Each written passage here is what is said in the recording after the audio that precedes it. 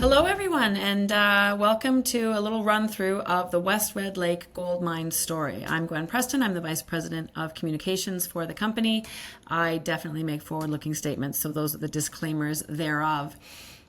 I always like to start the story by setting the scene, and the scene here is the reason why we started this company not quite 3 years ago.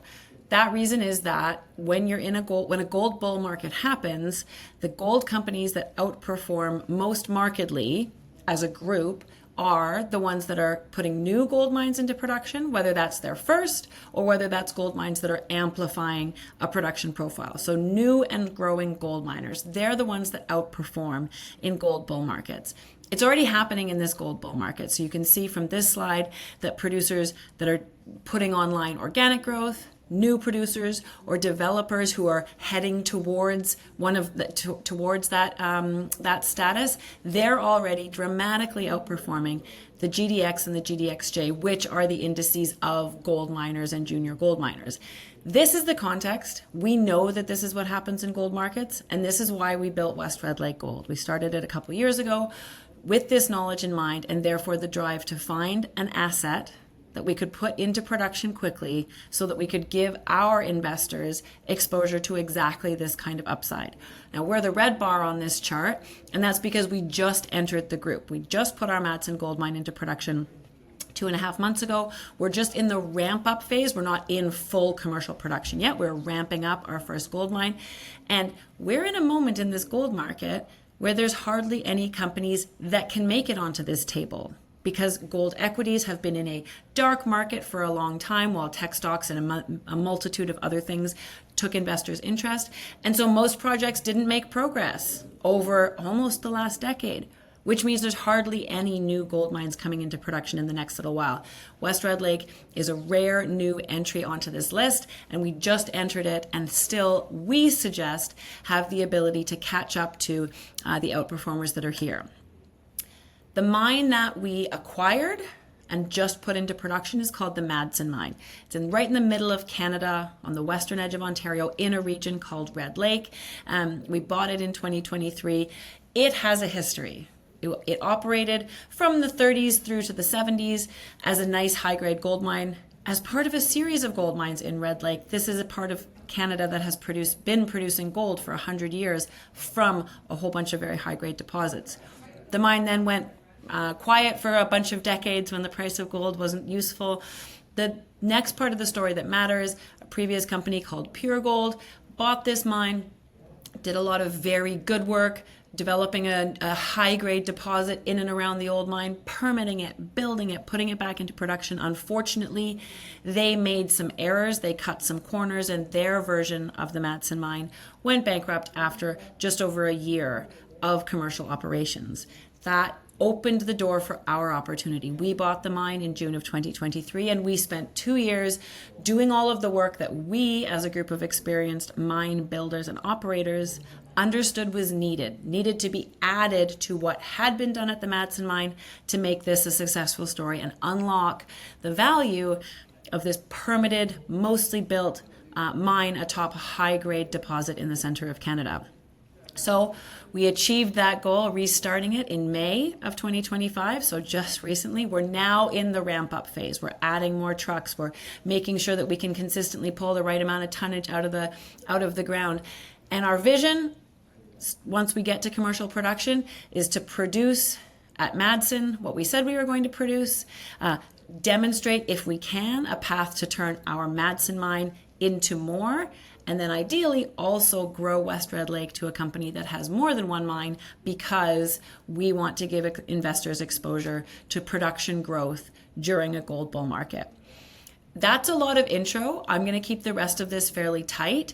This is the West Red Lake Gold thesis as it stands right now. This curve that you're looking at is called the Lassonde curve.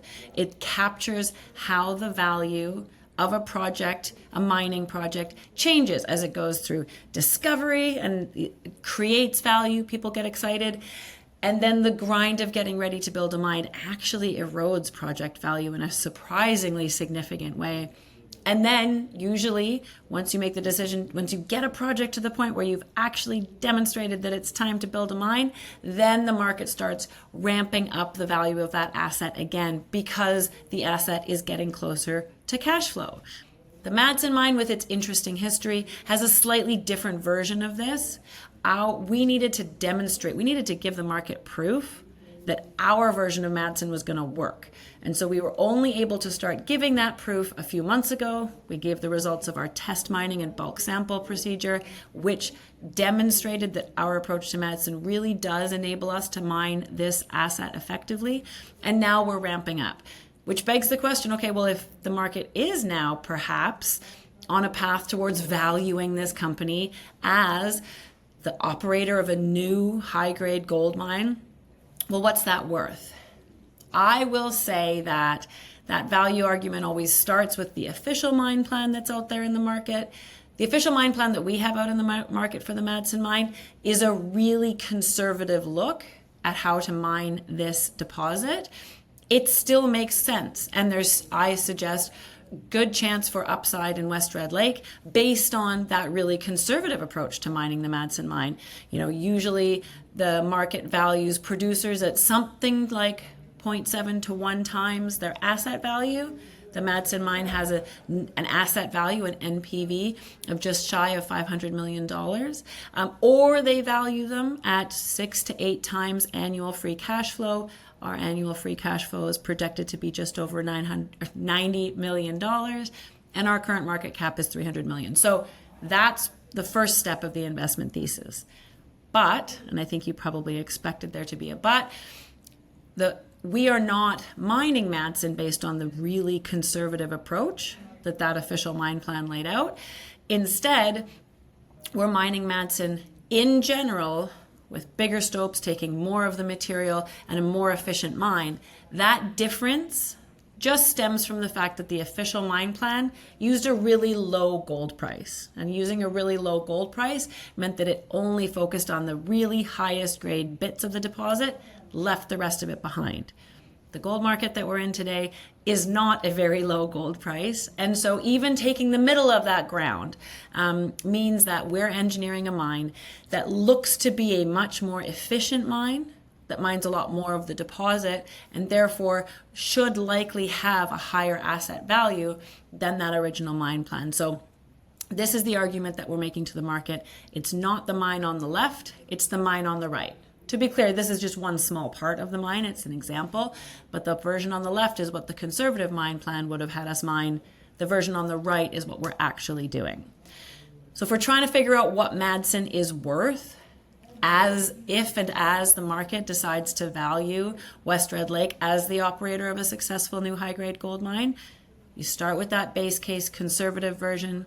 You layer on the fact that the mine that we're operating today is not that version, but is actually a more efficient, larger, likely longer lived, and perhaps lower cost version of that operation. Those all have significant value potential.